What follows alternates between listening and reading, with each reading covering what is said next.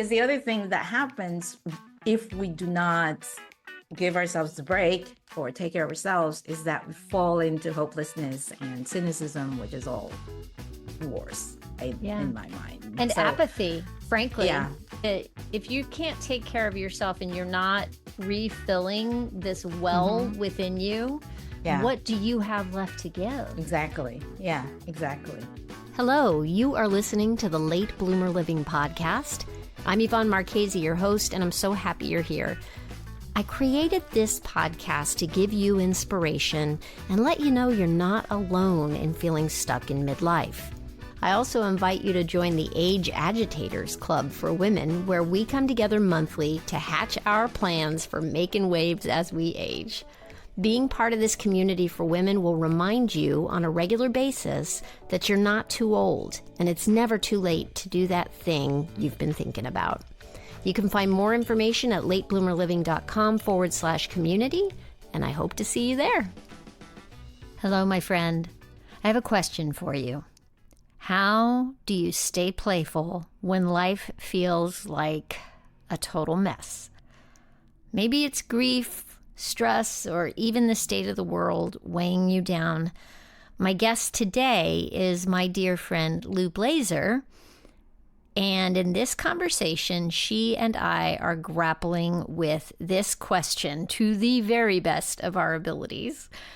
Before we jump in, just know that this episode has a touch of salty language because sometimes life just calls for it. So if you're listening with little ears around, maybe pop in some earbuds or teach them a new word or two.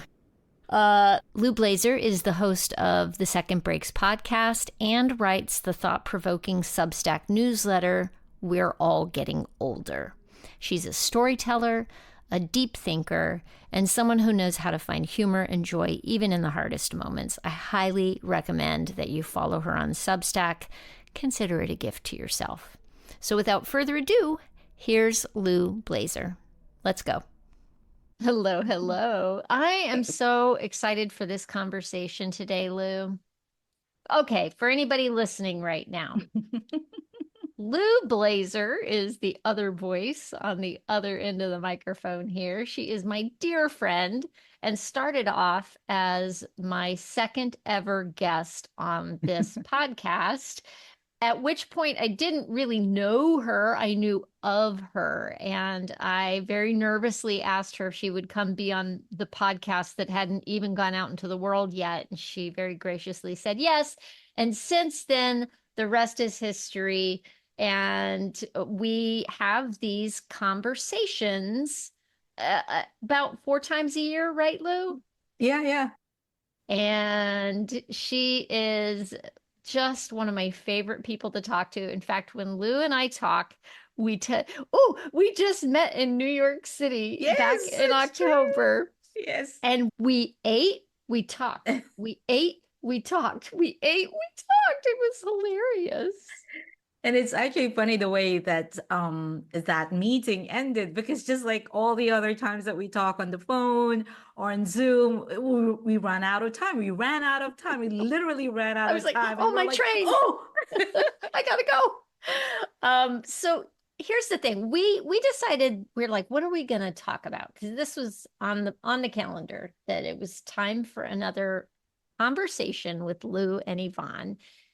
And I'm just going to say it. I am not particularly pleased with the election results in the United States. And Lou is also not feeling so great about that. The question is, so my big life inquiry right now is how to be more playful. And not just allowing time in my schedule for going to go roller skating or go do the things that I enjoy, but to literally have a mindset of playfulness as often as I can. So the question we're answering or asking, the question we're asking today is how can you be playful when all you can think is what the fuck? Exactly. Yes. Because really, WTF? What the fuck? We're just gonna put like a little explicit kind of thing on this episode, right? Yes. Yes, absolutely. Um, Yeah. What I questions do you have, Lou? well, I guess before we talk about the how, which is, what we really want to explore in today's conversation, I just want to also level set with you because there's this other sort of thought that's lingering out there that, we might inadvertently sort of bump into, which is that are we, we're not trying to imply, we're not implying that we're to move past the grieving or the anger or the sadness or whatever it is that we are feeling at the moment. um we're not implying that by talking about or thinking about play that we are in effect suggesting get over it, right? Because there's this No, pressure to be done with the grieving already. exactly. I think that's one of the things I loved. You had an episode where you talked about liminal spaces. Yeah. And I was just talking to some friends last week and I brought up this word and they were like, what does that word even mean, Yvonne? What kind of SAT word is that? And I looked it up for them and I said it's a threshold. It's a place of passage, a place of transition. And absolutely not. And that's the trick. I think that is what's so tricky about attempting to keep a playful mindset is the idea of toxic positivity, Mm-hmm. of slapping a happy face on when you don't really feel it. Mm-hmm. And actually, there's a book called Play by Stuart Brown, Dr. Mm-hmm. Stuart Brown. And one of the things that is noted in the book is that there's a lot of observation of animals in the, looking at animals in the animal world. And one of the things that happens is when animals are in peril, play disappears. So if let's say, and I Mm-hmm. was watching a great example of this on a nature show recently, and there was a den of wild African dogs that they were tracking and watching, and they were trying to get a hunt that they Mm-hmm. were embedding themselves in for a month or something to watch this pack of wild dogs. And they had a den of 14 puppies or something Mm-hmm. like that. So all of the adult dogs, their entire purpose is to hunt and protect the puppy, hunt for food, get the puppies fed, get everybody fed, and protect the puppies. So Mm-hmm. the adults don't do a lot of play. Mm-hmm. The but the pups do until it's time to get quiet, right? To hunker down into a bush and hide or do something Mm-hmm. like that. And I think it's worth noting that if you're looking at Maslow's hierarchy of needs, if you are not able to feed yourself, if you're Mm-hmm. not able to get shelter, if you're not Mm-hmm. there are times if you're grieving, Mm-hmm. play is going to go away. Yeah, the most But basic needs first, right? yeah. Gets Yeah. met, right? Yeah. So I think it is a great question, Lou. Like number one, take care of yourself for a little bit. Mm-hmm. Mm-hmm. I think it's good to just take time. If you need to grieve, you got to grieve. Yeah. Yeah. And so we're not trying to, by exploring this topic, we're not trying to diminish what people are feeling. Like I'm certainly not, because I'm certainly angry and shocked and sad and grieving and all those kinds of, it's a bucket full of emotions that I'm feeling. I've been feeling since no, since the day, Yeah. since that awful Tuesday. And so, yeah, so we're not trying to, by exploring this topic, we're not trying to like say, hey, get over it already, and I do think that even in times of grief, that's nothing to do with the election, but like grieving because a loved one passed away or you lost your job or some really sad or depressing thing has happened to you, um, I still think that I try to figure out how I can do playful things. And I know it's sort of like oxymoron, like it's all sort of like an opposite thing to be thinking, like you're grieving and you're thinking about play, which just seems so opposite each other. Like how could I even be thinking about play when I'm so depressed or sad or angry or, despondent? But I think of it as a way to relieve pressure or a way to like give our nervous system a break kind of thing, because if Yeah. we're always just head down on the misery and the crying and the sobbing or the angry, then I think we're never going to be able to get to a space in our head where we can make saner decisions or better decisions for ourselves. And it's just going to be a wreck in there if we're always in that space. So I think of it as like I'm just trying to give myself a break, even Yeah. for just an hour or two. There's a reason gallows humor exists, Yes. right? Yeah. And if you think about it, anybody who's ever been to a wake or a funeral, funny stories get told. Mm-hmm. Mm-hmm. Laughter happens. Mm-hmm. And one of my favorite styles of theater or storytelling is the types of stories where there's a tension builds up and then something funny happens and lets you let like a steam valve Yeah. lets you Yeah. let go of that with laughter. It's cathartic. Yeah. And I think sometimes when we're sad about something or angry about something, it's almost like we don't want to feel better, It's so true. or we Yes. feel guilty if we feel Mm-hmm. better too Mm-hmm. soon, you Mm-hmm. know? And so I guess the question is to get really honest with yourself and ask yourself if you are sad, mad, or angry because you feel like you're supposed to be. Mm-hmm. Mm-hmm. If you really are just in this state of peril, real peril. Mm-hmm. And here's the question. Here's the thing though. There was an election. It didn't go our way.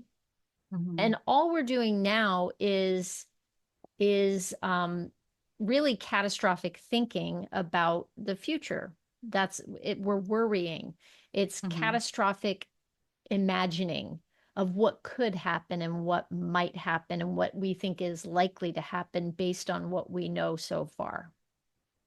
But do we? Um, I think that, well, yes, there is that's happening.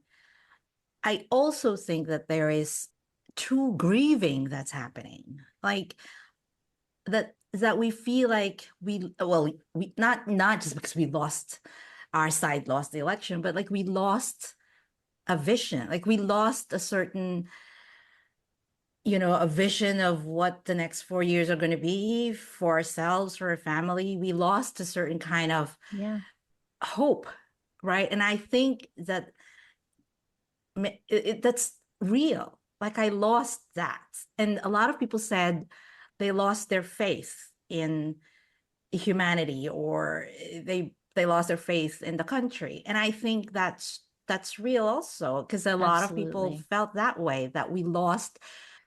I heard so many people say that they believed that love will win, or you know truth will win, or goodness will win. And so there's a loss there that we are grieving. There's the grieving. And then to your point, then there's the worrying about what might happen. Because for some people, that loss um, equates to a question of whether they feel safe or not. Yeah. So there is that do I feel safe? Do I, and all of a sudden, I don't. Yeah, so I think there's that. But another phrase that you said that finally explained what was happening to me, gallows humor, you said a few minutes ago.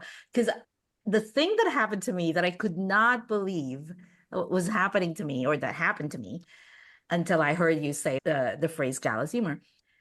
One of the things that helped me out is still helping me out is of all things threads. And so when threads was launched, because we have Instagram accounts, we automatically got threads. So yeah, I got a threads account, but also I'm not in there posting. I'm not a threads person, just like I wasn't a Twitter person. And then this thing happened and I stopped reading the news, just like a lot of people. And so the last thing I want to do is read up on news and whatever. But for whatever reason, I found myself going to threads.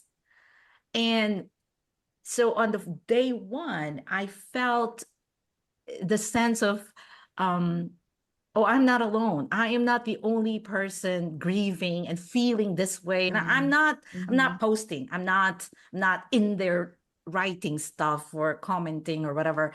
I'm basically reading and just seeing other people express shock and anger and fear and sadness and all that, that kind of stuff was helpful to me because it made me feel like this is a community. I feel safe and I belong here. I'm not the only one. Lots of people are feeling the same way as I'm feeling. And then I guess this is also people trying to cope.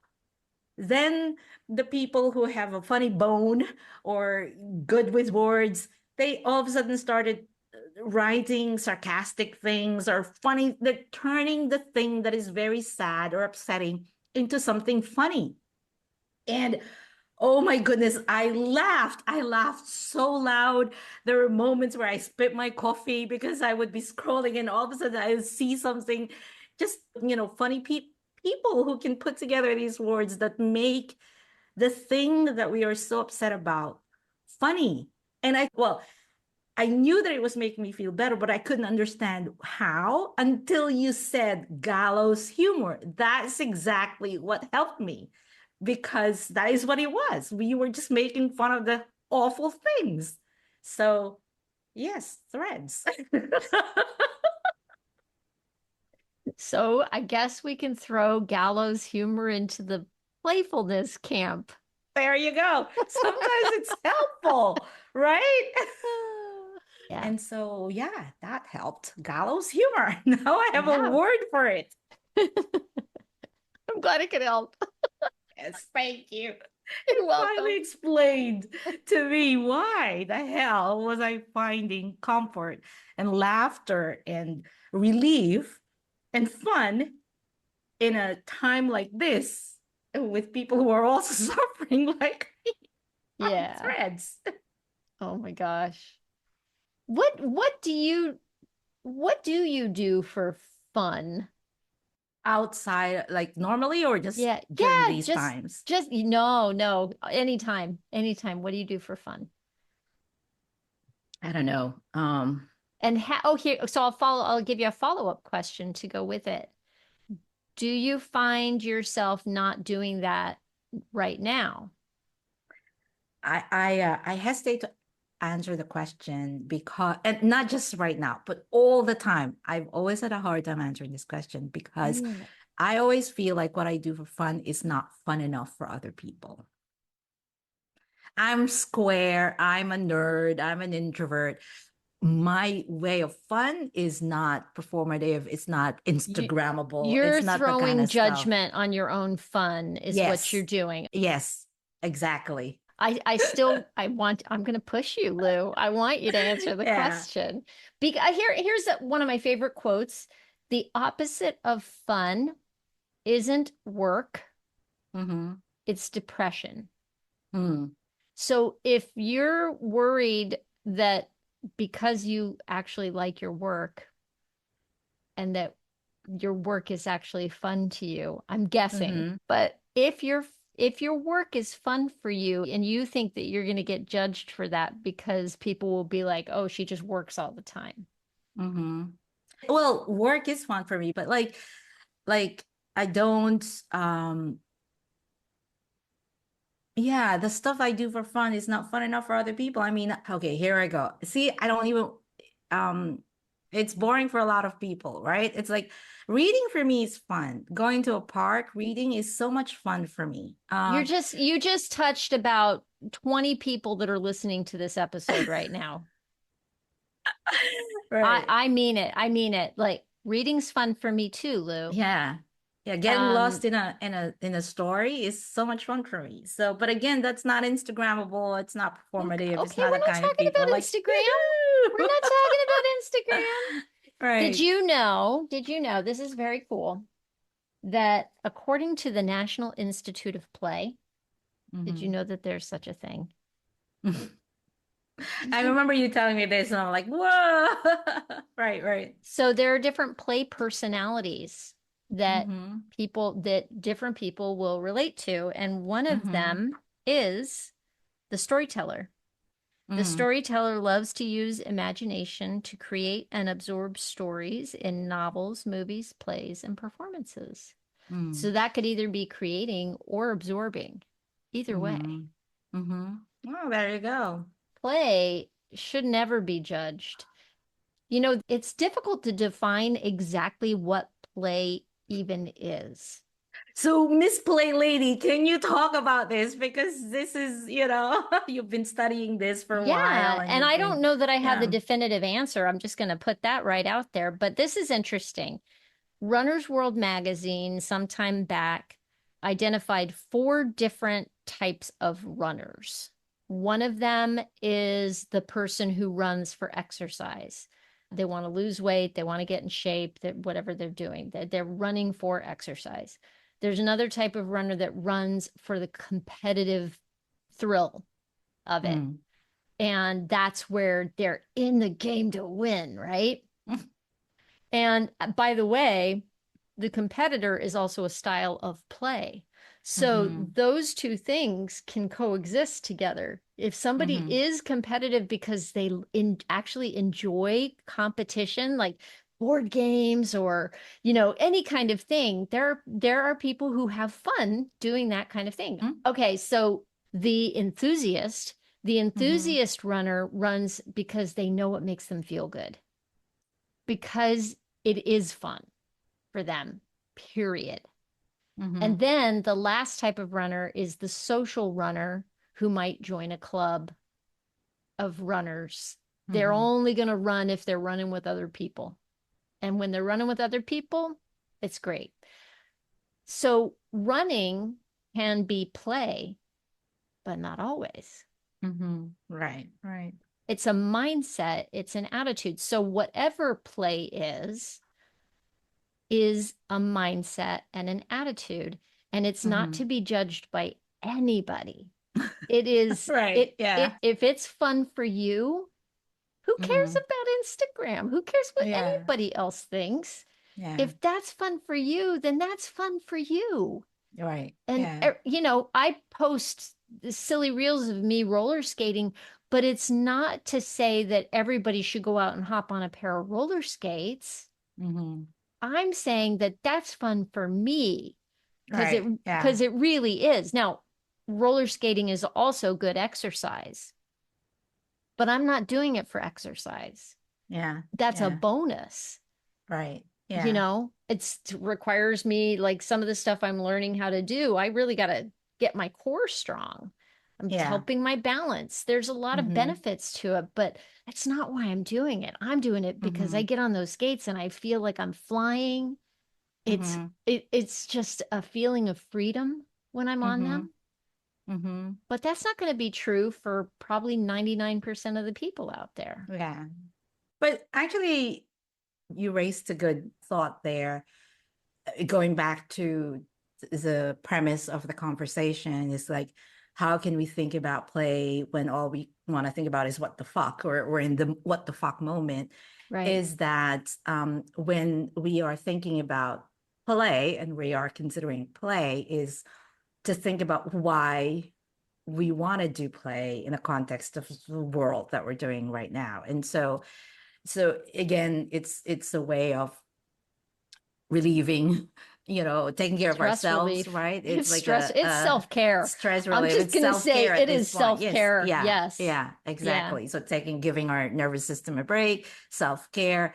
And we're in that moment where we just need to, to take care of ourselves so that because we have a lot to cope with, not just right now, but in the coming weeks and months and years.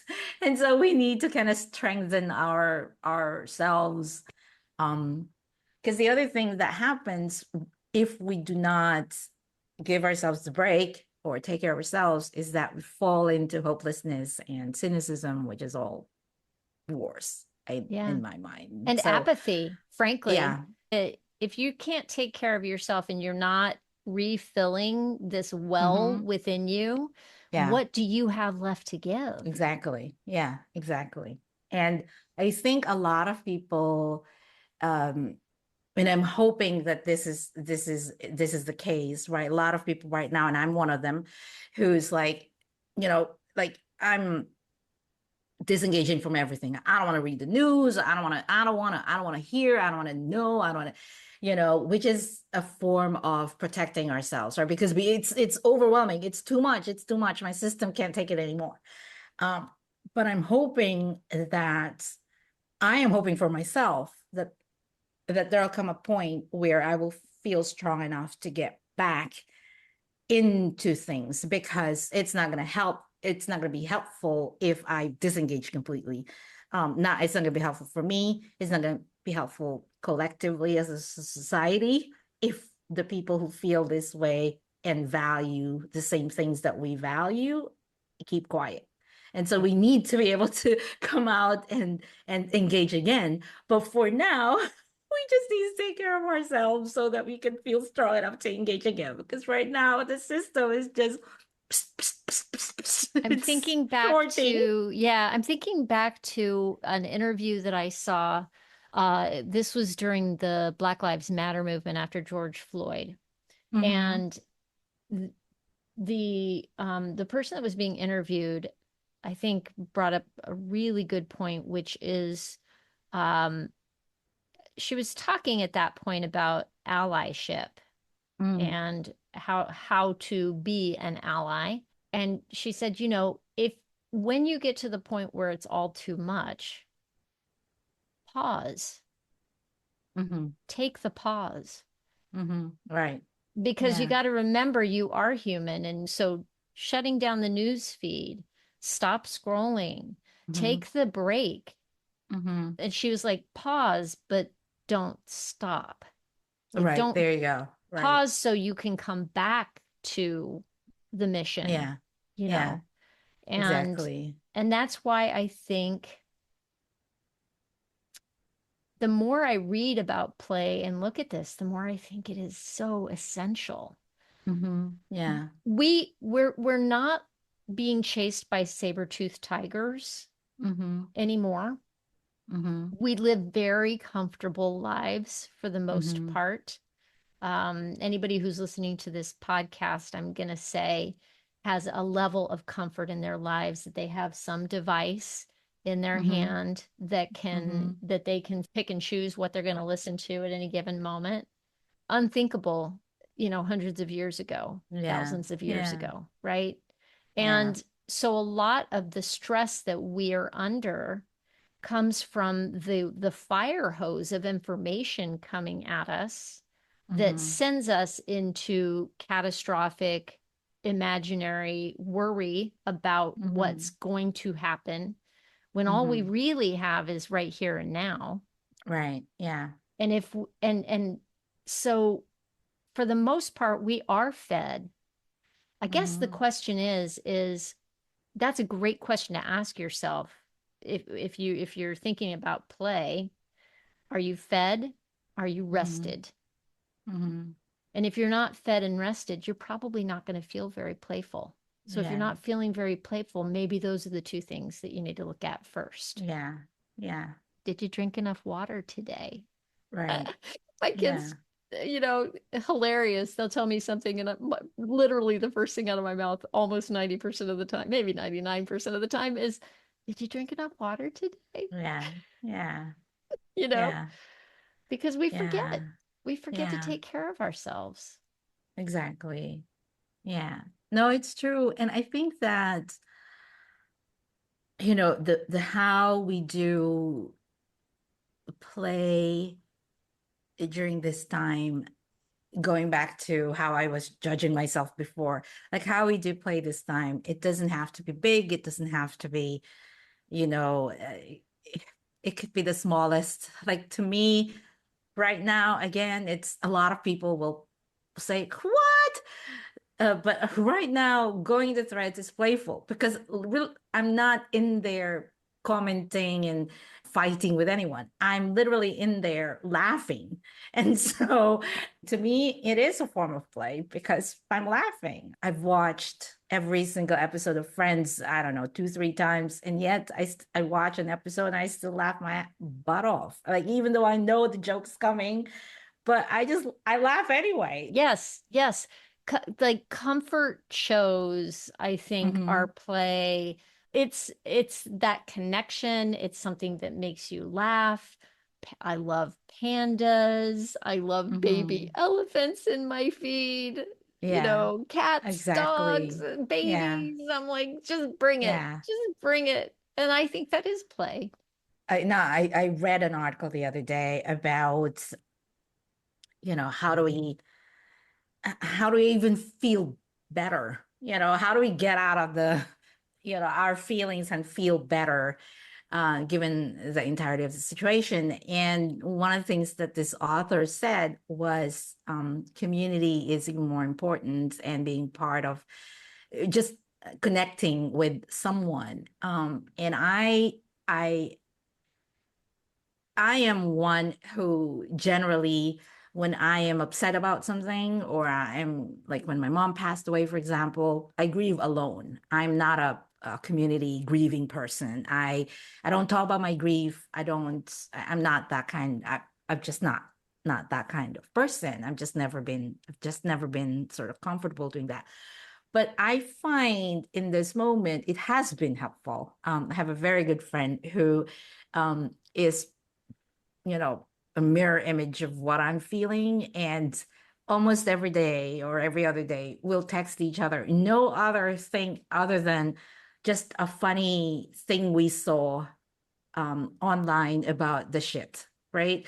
Just something funny. We're not sending anything. We're not sending to each other. We're not sending, can you believe this? Or what? We're not sending that. We're sending funny stuff about what's happening. And it's just one line or a word or two that we've seen online that somebody said or whatever. And again, almost always the reaction is the laughing emoji or whatever, and or we'll talk and we just laugh because it is, again, it's a way of releasing the pressure and laughing about this thing with someone. And so for the first time, I'm actually um, grieving with other people, which is a new experience for me. And in a way that is sort of playful, in the context of Yeah, what's because happening. it's a communal grief that's Mm-hmm. interesting. That's interesting. Yeah. I call it going into my hidey hole. Mm-hmm. If something has really struck me down deep, I tend to go into my hidey hole Me too. Right. instead of reaching out to people and Yeah. I don't talk about it. Yeah. yeah. Yeah. Yeah. Do you want to know the styles of play? Are you interested in that at Yeah. all? Because Yes. it's Go kind of ahead. cool. Let's see if I can put my hands on this. Okay, so there's actually a place they have on the National Institute of Play. They've got a link which is the your play style quiz, so you can identify your primary play style, and you could Mm-hmm. identify with more than one of these. So there's number one, the Joker, and that's the Mm-hmm. person who makes people laugh and plays. They could be practical jokers. But my husband's totally a joker. He'll turn anything into a joke. The kinesthete. Lots of people on threads are jokers right now. Yep. We just thank God for them because Yes. they're Yes. Thank allowing us God to for the laugh. joke. Thank John's God for great. them. Oh, thank Yeah. goodness. Yes.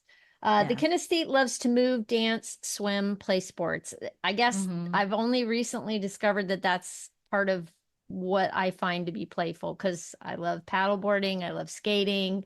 Um, Mm-hmm. Yeah. So then number three, the explorer. The Mm-hmm. explorer goes to new places, meets new people, seeks out new experiences. And here's the trick. physically or mentally. Mm-hmm. Can you relate to that one? I have a I feeling you can. As can. soon as Yeah. you said it, that's because that's exactly what I'm doing right now. Yeah. Yeah. Yeah. Yeah. That you and me and our rabbit holes, right? Mm-hmm. I think that's part of exploring. The competitor loves all form of competition, has fun keeping score. Blah. Mm-hmm. Not for me. Yeah. Not for me. I don't really, I'm not a games girl. Um, the director enjoys Mm-hmm. planning and executing events and experiences like throwing parties, organizing outings, and leading. And I have a friend who I'm like, oh, she's the director for Mm-hmm. sure. Mm-hmm. She's the person who always pulls everybody together and has people over to her house and organizes it and does all the things. Yeah. And her job requires that of her too. Yeah. She is fully aligned in every part of her life with that part of Yeah. it. There's the collector who loves the thrill of collecting, whether it's objects or experiences. So, okay, objects. The first person I think of is like Jay Leno and his classic cars. Mm-hmm. People who collect stamps or coins or whatever. Does anybody do that anymore? Or experiences, I think is interesting. So that could be maybe somebody who's trying to get to all the national parks or something Mm-hmm. like that. Mm-hmm. That's like a collection of sorts.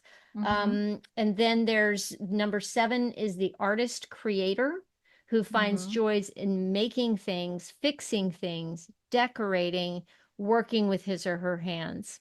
Eh, not so Mm-hmm. much for me. For I'm not me, yes. Yeah. are you a Yeah. decorator? Yeah? Oh Not, my gosh. no, not the decorator, but I write. You right. Okay. So making things. Oh, well, I think you Yeah. fit I better into create. 8, Yeah. the storyteller, which loves to use the imagination to create and absorb stories in novels, Okay. Well, movies, maybe, yeah. plays, and Yeah. performances. Like Yeah. I have one friend she can come up with, she does costumes for the local high school, and do, she can figure out, she can problem solve, Yeah. special things that need to happen with a costume. And she is so good at that. Not Yeah. my skill. Yeah. Not Yeah. anywhere close to it. My sister-in-law is really great at decorating. She just knows how to pull it all together. I'm like, wow, that's I so guess cool. it's kind of like a lot of people. I don't know if it falls into the creation bit, but like a lot of people during this stressful time of the pandemic ended up baking. And I was never into baking. I never baked one thing. It's like it's just not, it's just not playful enough for me. But a lot of people Nope. did that. A lot I'm of not a people went into baker. baking. We have so Yeah, much in common, exactly. Lou. Oh my goodness. It's It's interesting nice. as you were running through the lists, which is a great list to keep in handy, actually. And I'm actually, if you don't mind, I'm going to borrow that, and I'm going to talk about it in the "We're All Getting Older" sort of Oh, newsletter, awesome. which is Yeah. fantastic. But I think is a great one of the great things about that list is that we can apply it into any kind of situation. So if you are into directing, like one of the areas that you talked about, and you might say, well, okay, this is the situation that we're in. How can I make this? What can I do? Right. Or that could be also good for me and fun for me to do. I know, for example, there were people when I was living in Clearwater, Florida in 2016, they they immediately created groups, like people, they assembled us together, the women who were so sad about what happened back in 2016. They gathered us together and formed, weekly gatherings of people and talking about what we're doing and how can we. So it's there are people who are naturally inclined to do certain things, I suppose, is Hmm. what I'm trying to say, and you can apply those in any kind of situation. Yeah. Yeah. And so if you can kind of identify for yourself, I know that I'm an explorer, storyteller, and a person who Hmm. likes to move. It means I'm a happier person if I move my body every day. Yeah. Yeah. And if I do it, and especially if I do something that feels good and fun and is outdoors, Yeah. that's actually quite huge for me. And even a walk, they're Yeah. nice, but are they playful always? I don't know that Yeah. every walk I've ever taken is playful, but they do make me feel better Hmm. every time. And Right. I found myself walking backwards one day. I found myself skipping one day. And when I do dishes, I make it more playful by listening to a podcast or listening Mm-hmm. to an audiobook or Mm-hmm. watching a show because I get bored doing domestic chores. Right, right. I don't know, like if you're the other thing that it reminds me of is the Enneagram types, the Enneagram types. So I'm a type 5, and it goes back to what is your natural go-to, right? And so this goes back to what I do is not fun for a lot of people. What people would consider no fun at all. But I feel more comfortable, or I feel better about my situation, the situation, whatever, when I learn more about it. So there are certain things right now, if I tell you what they are, I won't mention it here, but if I tell you what they are, you'll be like, what in the world are you studying those things for? Those are gonna just upset you or make you pissed off. But actually studying those things are making me feel better informed, better able to cope, That's you actually know. very useful and maybe isn't playful, but it's a Mm-hmm. form of preparation. Mm-hmm. It's funny because before the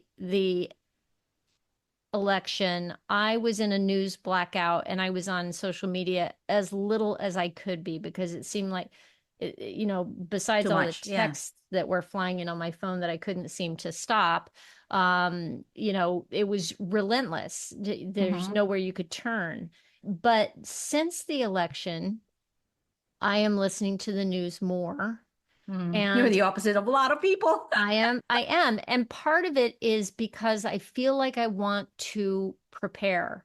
I want to Mm-hmm. hear something. I'm going to some trusted places where I feel like it's not, there's not a lot of vitriol. There's a Mm-hmm. balanced view in some of the information that I'm taking in. And so I feel like I'm trying to thoughtfully look at what might I do Mm-hmm. if I am in a situation where I can make a difference, then what might I do when Right. the time comes and my particular talents or what Yeah. I'm good at is needed, Right. then I'm looking for those opportunities. If there's a person who needs my help, if there's an organization that I can get involved with, if there's something that seems like a match.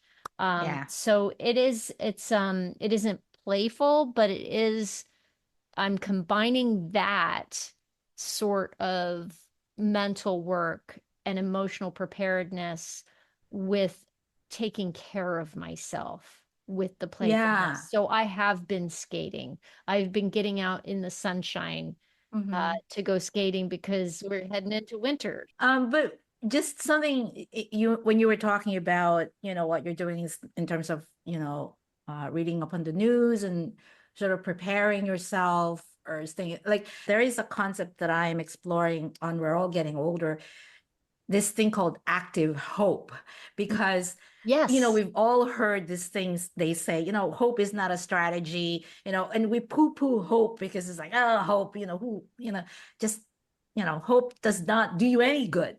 But I am saying that there is such a thing as active hope. It's you're actively hoping, but it's not just sitting back and hoping that things will get better, but you're actually doing certain things to feed that hope. And you have to And have so, hope in order to take action because our thoughts make us feel yeah, things, and then our feelings dictate what we actually end up doing. yeah. Your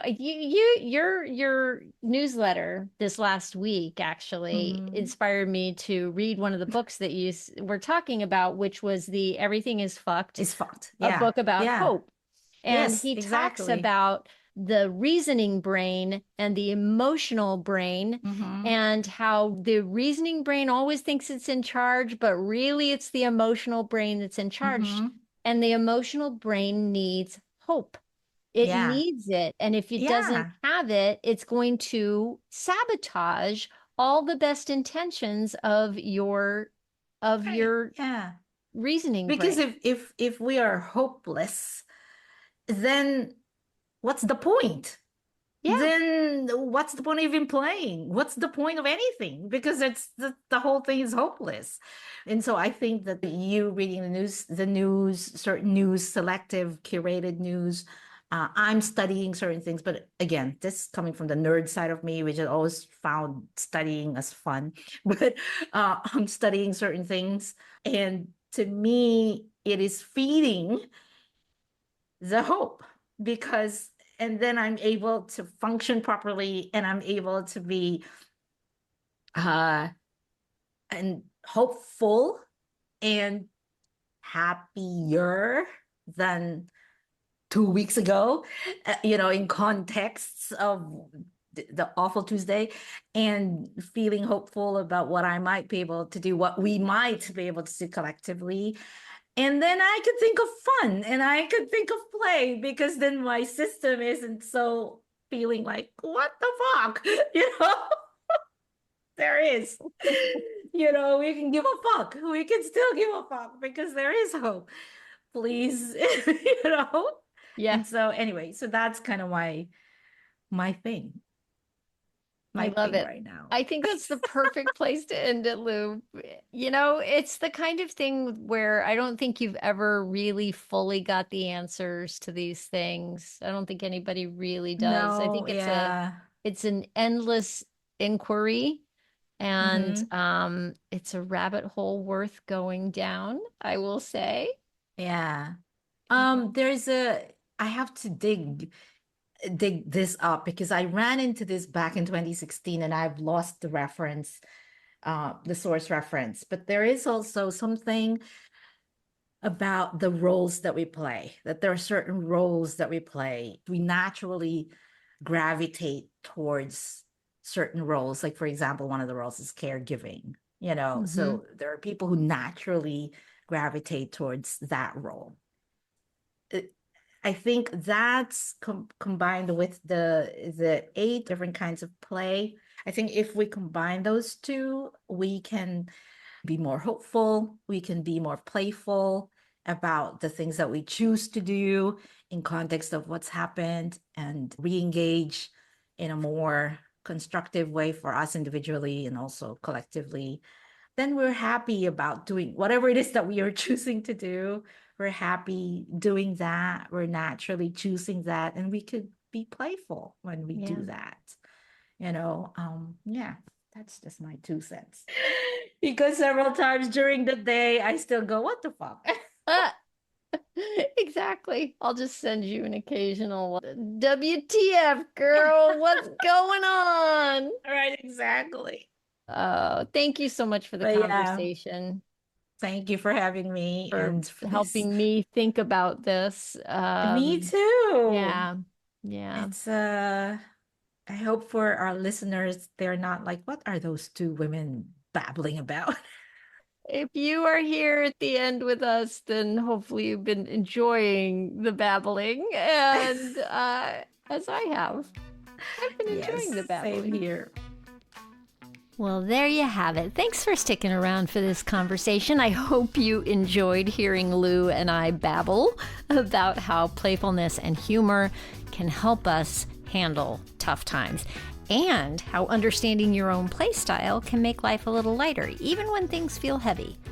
Play is self-care, my friend. If this hits home for you and you want to be reminded on a regular basis to indulge your inner child more often, you can pick up a copy of my book, In Full Bloom, A Guide to Aging Playfully. It's a reminder that it's never too late to find joy, grow, and bloom in your own way. Grab a copy for yourself to keep on your desk or nightstand, and maybe one more to give to a friend who could use a little boost. It is the season after all. The book is available on Amazon, and I've included a link in the show notes to make it easy. And if you want more information about Lou Blaser, you can find a link to her newsletter in the show notes. So you just go to latebloomerliving.com and look for episode 209. Thanks so much for being here. And until next time, remember to keep playing and bloom like you mean it.